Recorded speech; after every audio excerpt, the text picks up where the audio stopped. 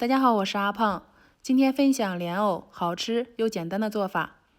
首先准备300克莲藕，洗干净削皮，然后切成薄片。切好后放入盐水中泡一泡，防止氧化变黑，还能够去掉一部分淀粉，这样吃起来口感更脆。接下来准备青红辣椒，切成辣椒圈，再准备几瓣大蒜，切成末。然后准备1块老姜，用擦丝器擦成姜蓉。接下来香碗中加入1大勺白糖，1勺半的白醋，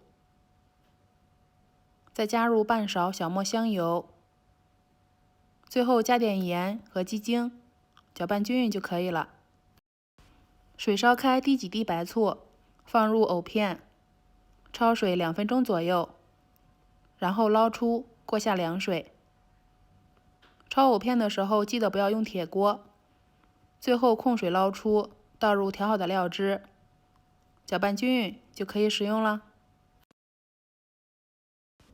这样做的姜汁藕片酸酸甜甜，又有老姜的味道，非常好吃。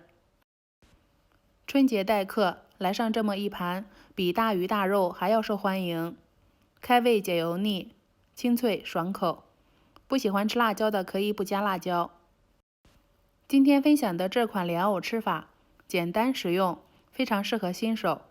喜欢的话可以先收藏起来，春节露一手，很不错哦。谢谢您的观看。